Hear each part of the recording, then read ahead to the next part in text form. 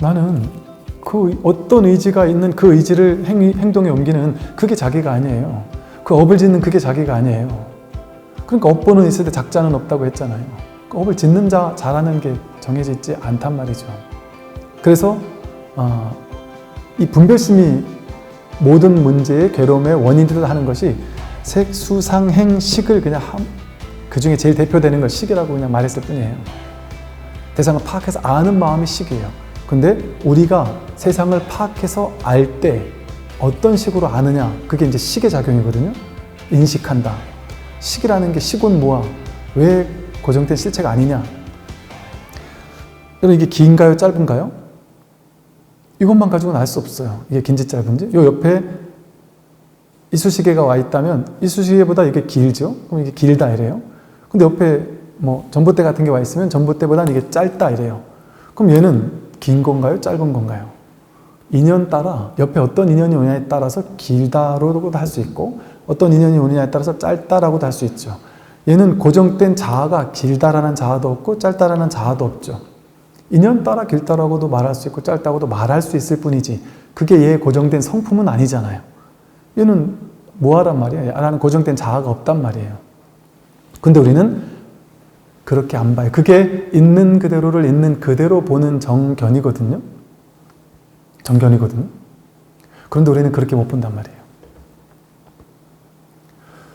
내가, 여러분 지금까지 인생 잘 살아오신 사람일까요? 못 산 사람일까요? 내 인생에 후회가 있나요? 없나요? 나는 능력이 있나요? 없나요? 나 외모가 괜찮나요? 안 괜찮나요? 내 인생은 성공적인가요? 실패인가요? 내 키는 큰가요? 작은가요? 난 잘났나요? 못났나요? 내 자식은 괜찮은 사람인가요? 별로인 사람인가요? 그게 다 이것과 똑같아요. 실체적인 자아가 없어요.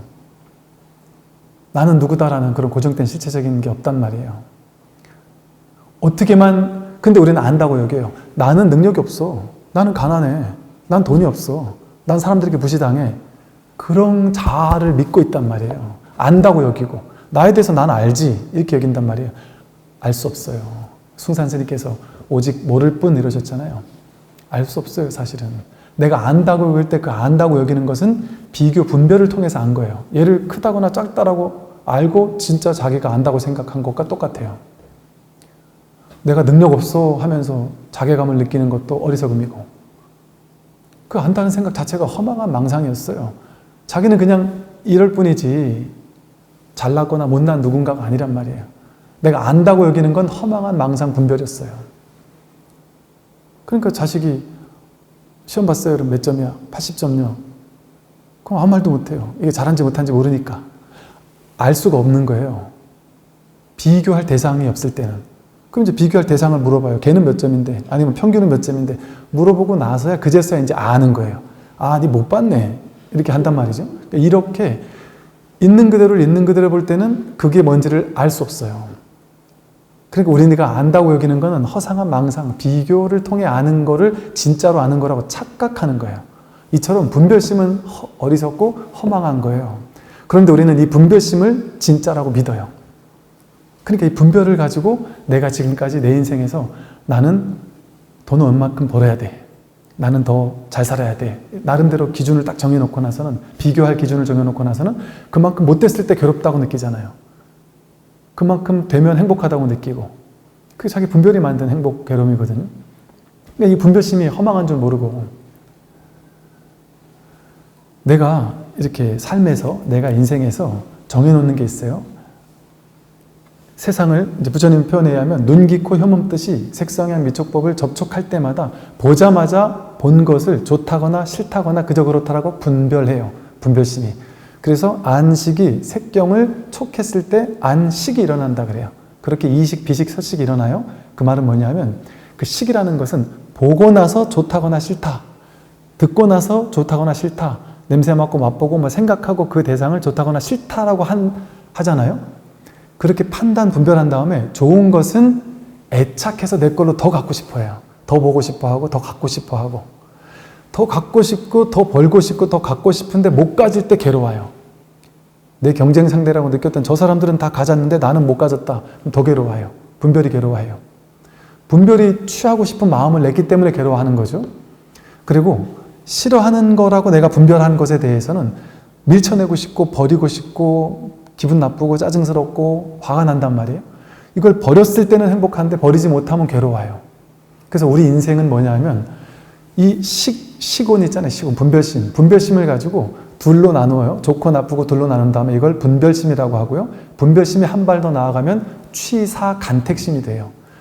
대상을 취하거나 대상을 버리려고 하는 마음이 일어나요. 이렇게 분별심이 취사간택심으로 딱 되잖아요. 그러면 여기서 행원이 작용을 해가지고 행원이 뭘 하냐면 취하고자 하는 행동을 옮겨요. 말로 생각으로 행동으로 업을 짓는 거예요.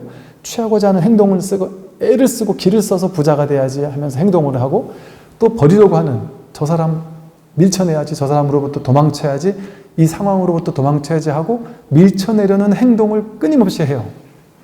우리가 살기가 바쁜 이유, 힘든 이유, 고되고 괴로운 이유가 취하고자 하는 행위, 버리고자 하는 행위, 취사간택을 하며 살아야 되기 때문에. 왜? 취하거나 버리는 걸 해야만 나는 행복할 수 있다고 착각하기 때문에. 그 취하고자 하거나 버리고자 하는 그것이 분별의식이 만들어내는 허망한 착각이라는 사실을 모르니까 취하기 위해서 기를 쓰고 버리기 위해서 기를 쓰는 딱 이것만 하고 살아요. 사람들은. 이게 어떤 삶이냐면 취하고 싶은데 못 취했을 때 괴로움을 준비하는 삶이에요. 버리고자 하는 마음이 있을 때 버리지 못했을 때 괴로움을 준비하는 거예요. 그래서 취사간택심은 반드시 괴로움이 뒤따라요. 반드시 괴로움이 뒤따라요. 그래서 여러분들 내가 어떤 걸 취사간택하는지 알려면 어떻게 하면 되느냐? 꿈이 있잖아요. 우리 누구나 난 뭐가 되고 싶어. 자식이 이렇게 됐으면 좋겠어. 남편이 이렇게 됐으면 좋겠어. 원하는 게 있어요. 원하는 게 있는 것까지는 좋아요. 이게 응무소주 이생기심이거든요. 원하는 것도 갖지 말라는 게 아니에요. 바라는 마음을 가지는데 그래서 그걸 위해서 최선을 다해도 좋다. 그런데 반드시 돼야 된다라는 집착만 없으면 된다. 그게 머무는 법 없이 마음을 내는 거예요. 취하지 말라는 게 아니에요. 취해도 좋다. 그런데 내가 마음 내면 반드시 돼야 되라는 집착 없이 나는 최선을 다해. 그런데 이 몸이 내가 아니잖아요. 이 마음이 내가 아니잖아요. 이 의도가 내가 아니잖아요. 전체가 나잖아요. 그러니까 되고 안 되고는 얘에게 달린 일이 아니에요. 내 의지에 달린 일이 아니라 전체에 달린 일이에요. 시절 인연에 달린 일이에요. 중중무진의 연기가 알아서 할 일이에요. 그게 진짜 자기고 나에게 달렸다라는 그 망상을 하지 않는 거예요. 그러니까 모든 걸 완전히 내맡기게 돼요. 내가 내 인생을 주도하겠다는 생각이 없어요.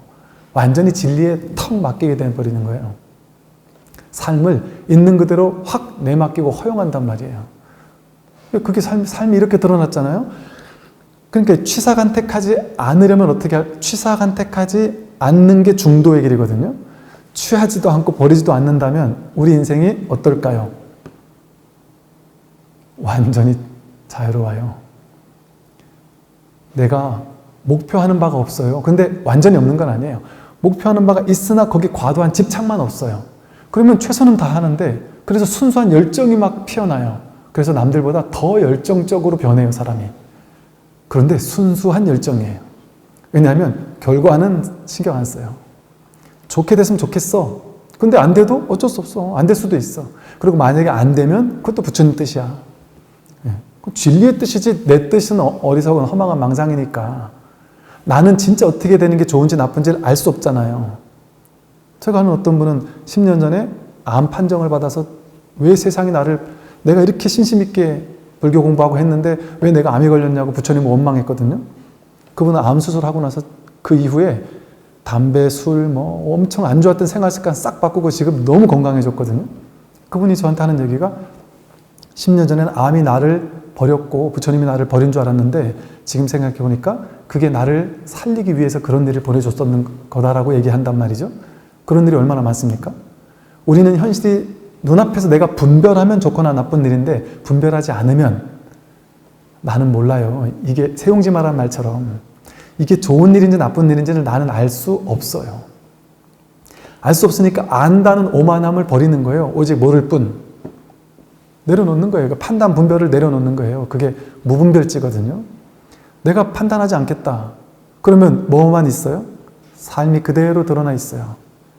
내가 판단, 분별하지 않으면 드러난 삶이 그대로 진실이에요. 이게 바로 허상이 제거되면 그대로 실상이 드러난다는 거예요. 즉 뭐가 부처고 뭐가 실상이냐?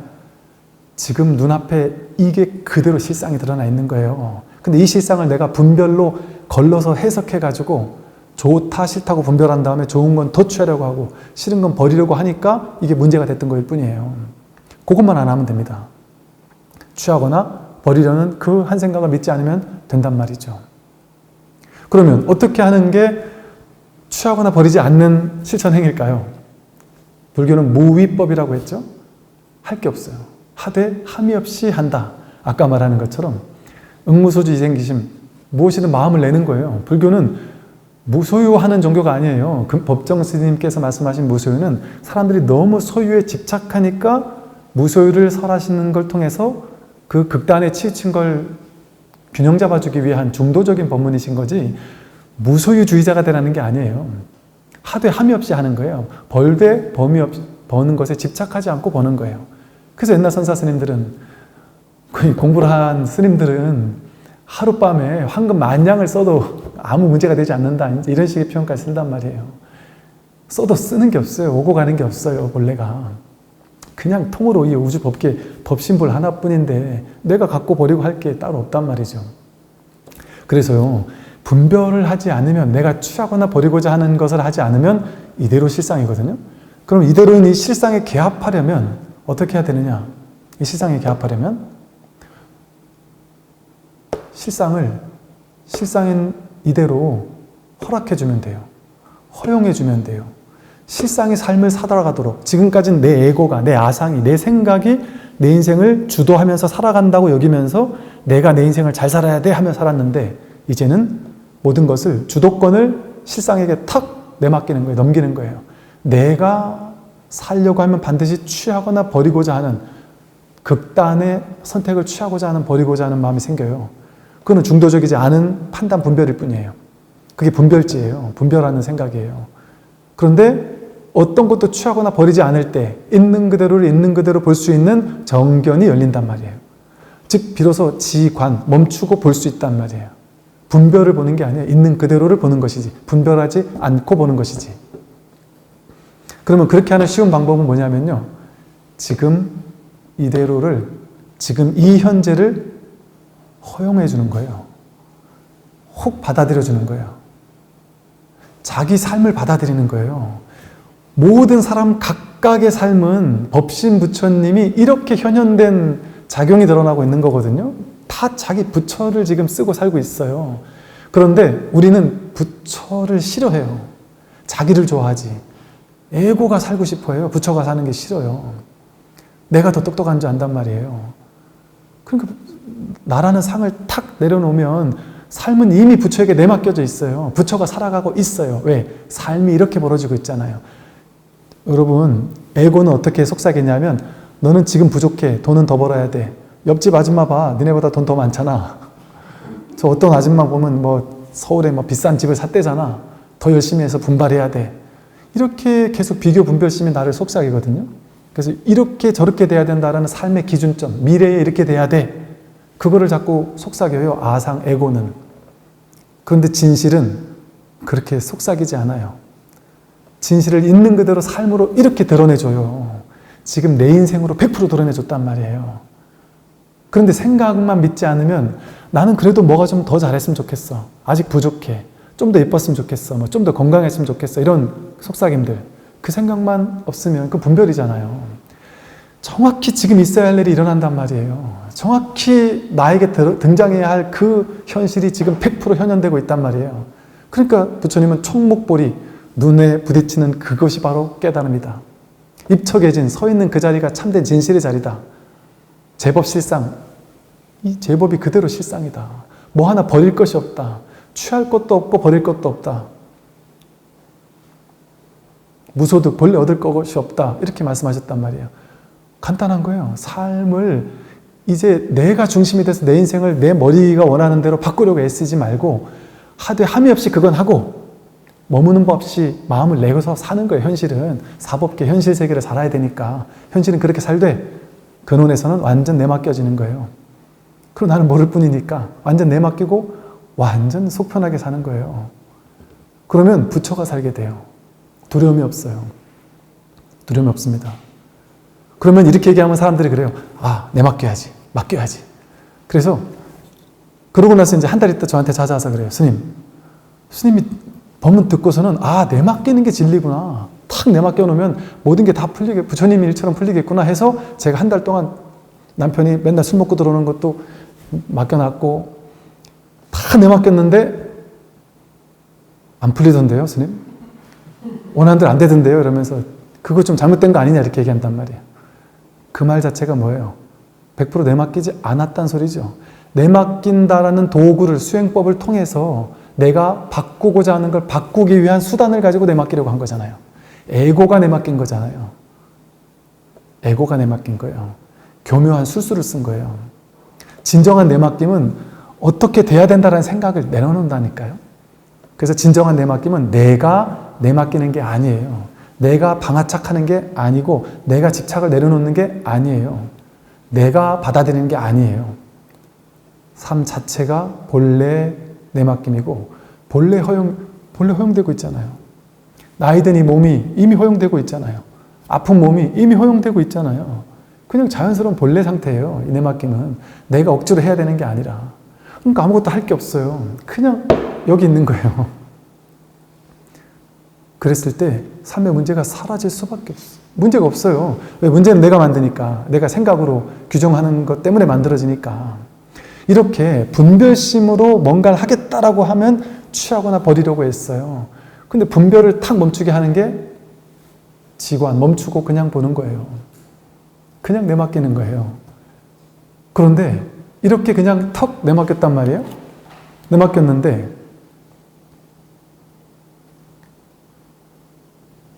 다시 돌아가 봐요. 몸이 내가 아니었어요? 느낌도 내가 아니에요? 왔다 가는 거예요? 몸도 왔다 가잖아요. 몸의 세포 왔다 가잖아요. 몸의 세포가 전체가 몇 년에 한 번씩 계속 바뀐대요. 미립지 않은 매 초마다, 매 찰나마다 바뀌고 몸도 내가 아니에요. 왔다 가는 거예요. 느낌도 내가 아니에요. 생각도 내가 아니에요. 의지도 내가 아니에요. 의식도 내가 아니에요. 그럼 난 어디 있죠? 난 어디 있죠? 근데 내가 없진 않죠. 지금 제가 하는 말 듣고 계시죠? 듣고 있다는 건 내가 없진 않다는 거예요. 근데 그 내가 이 몸은 아니에요.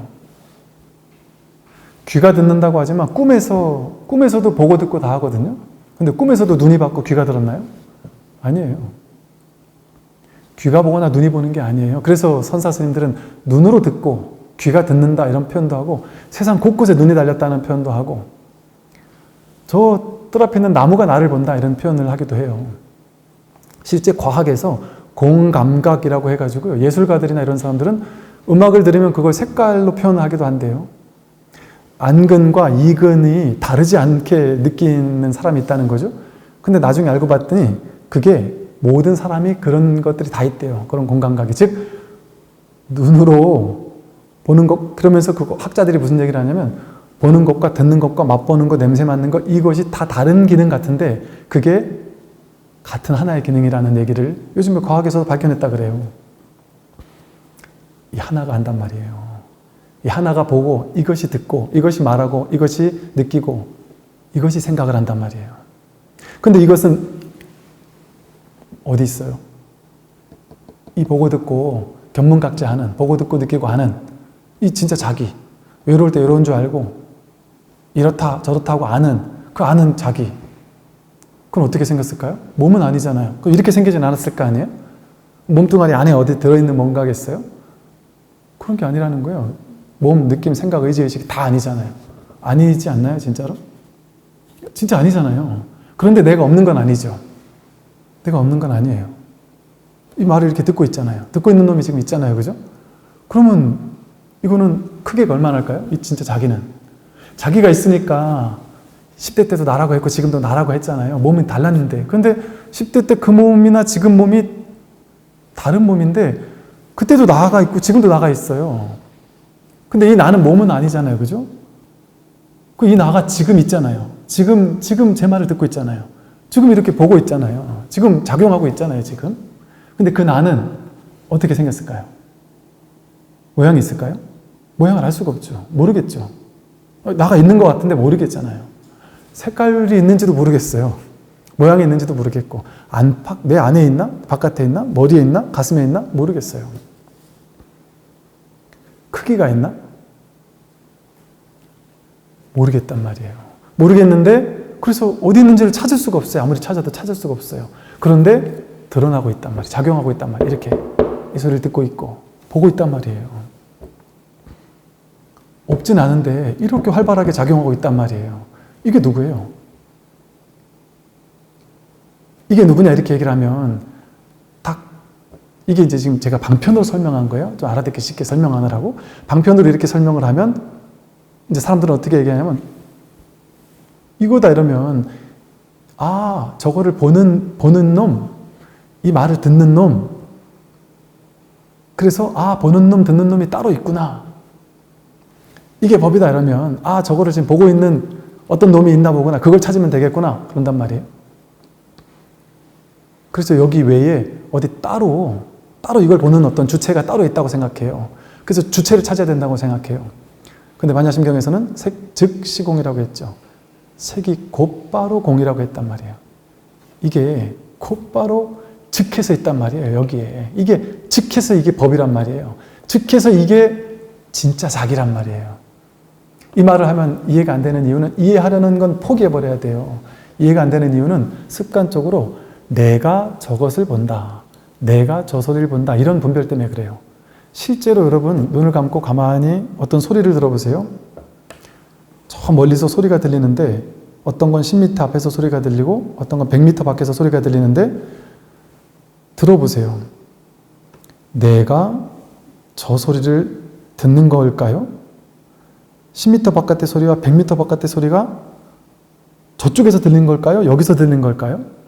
저 멀리서 들리는 걸까요? 여기서 들리는 걸까요? 그게 진짜 따로 떨어져 있을까요?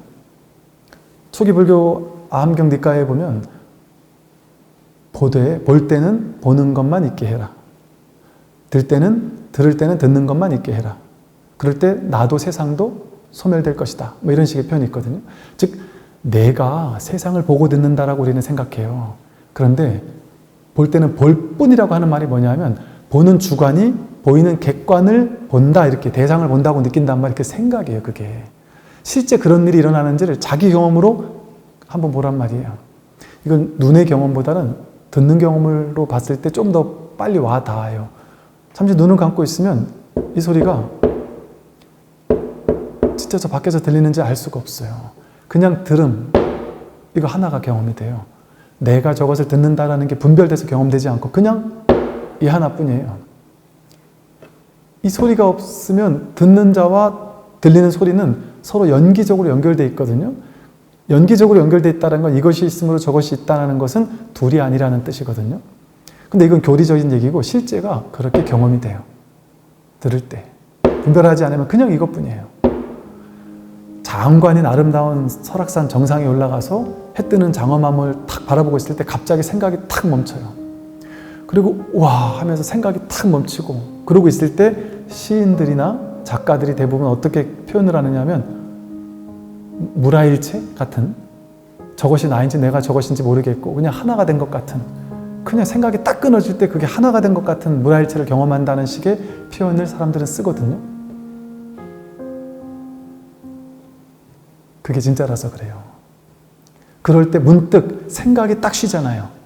장엄한 아름다움을 보면서 생각이 딱 멎을 때 그때 문득 자기를 확인하는 거예요. 우린 이렇게 살아오면서 문득 자기를 문득 확인하는 일들이 많아요. 많은 분들, 특히나 이제 스님들 같은 경우 이렇게 한 번씩 찾아오셔서 그런 얘기들을 하세요. 내가 왜 출가했는지를 가만히 생각해 보면 어릴 때 나도 모르게 초등학교 내진 중학교 때 뭔지 모르게 뭘 하던 중에 갑자기 막 이 세상 전체가 나를 막 지켜보고 있는 것 같은, 이 우주 전체가 하나의 눈인 것 같이 뭔가를 나를 막 이렇게 그냥 이렇게 하나로 보는 것 같은 이상한 체험을 했다가 너무 신기한 체험을 했는데 이게 뭔지 그때부터 너무 알 수가 없었다. 왠지 모르지만 그것이 나를 이 공부로 계속 이끈 것 같다. 뭐 이런 식의 옛날에 뭔지 모를 어떤 일체감이랄까? 뭐 이런 어떤 느낌들을 표현하기도 해요. 근데 이게 그런 스님들에게만 있는 일이 아니에요. 하다못해 여러분, 뭐 카레이서가 월등한 성적으로 1등 했던 사람이 카레이싱을 하다가 문득 이 차와 나가 이 주변의 환경이 나가 완전히 일체가 되는 느낌을 느끼면서 하나도 긴장되지 않고 완전히 릴렉스 됐는데 내가 1등으로 나가고 있더라고 하고, 또 축구선수 이름 제일 잘하던 축구선수가 엄청나게 경기를 잘한 환상적인 경기를 했던 날이 있는데 인터뷰 장면에 보면 그 사람이 오늘은 내가 아닌 것 같았다. 내가 축구를 한다는 느낌이 안 들고 이 축구장 전체가 한눈에 환히 내려다보이는 것 같은 느낌이었고, 그냥 내가 물화일체가 돼가지고 내가 하루 종일 이렇게 뛰어도 전혀 피곤한 줄 모를 것 같았다. 완전히 하나가 되는 듯한 이야기들을 하거든요. 예술가도 그렇고 뭐든지 어떤 한 분야에 완전히 몰입되어 있을 때 그런 어떤 하나임을 경험하거든요. 이게 왜 이럴까요? 이게 우리의 이 하나인 불이법이라는 진정한 자기는 둘로 나뉘어져 있지 않기 때문에 그래요. 나와 세계가 둘이 아니기 때문에 그래요. 주관과 객관, 오은 12처 18개가 따로 정해져서 떨어져 있는 게 아니란 말이죠. 그래서 이 사실을 확인하는 거, 몸도 내가 아니고 느낌, 생각, 의지의식이 내가 아닌데 이걸 보고 있어요. 이 소리를 듣고 있어요. 이거 누가 듣습니까? 이걸 누가 들어요? 생각으로는 안 돼요. 제일 중요한 핵심, 가나선의 10가지 주의점 중에 반 가까이가 뭔 얘기냐면 머리로는 안 된다. 머리로 이 답을 찾으려 하지 마라. 그런데 반드시 찾을 수 있다. 반드시 확인할 수 있다. 왜? 자기가 자기로 확인하는 거니까. 이렇게 얘기를 하면 뭐지 하고 자꾸 밖을 향해 찾으려고 해요. 근데 막 찾고 찾다가 문득 회광반조 돌이켜서 찾고 있는 이놈? 찾고 있는 그놈이라고요. 찾고 있는 그놈, 보고 있는 그놈이라고요. 머리로 답을 내려고 하지 말고 내가 이거 되는 거겠네. 자기가 자기를 확인하는 거니까 반드시 되는 거라니까 이거는. 그런 굳은 믿음을 가지고 머리로는 답을 찾지 않겠다. 그리고 내가 진짜 이걸 내가 한번 궁금해하는 마음을 안고 있으면 안고 버티는 거예요. 그게 화두를 들고 있는 것과 똑같은 말인 거예요. 그게. 근데 옛날 초기 선불교에서는 스님들이 계속 법문을 통해서 자꾸 이게 법이다. 뜰 앞에 잣나무가 법이다.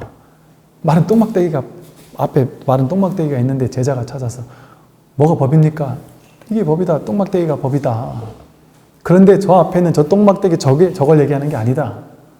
마른 똥막대기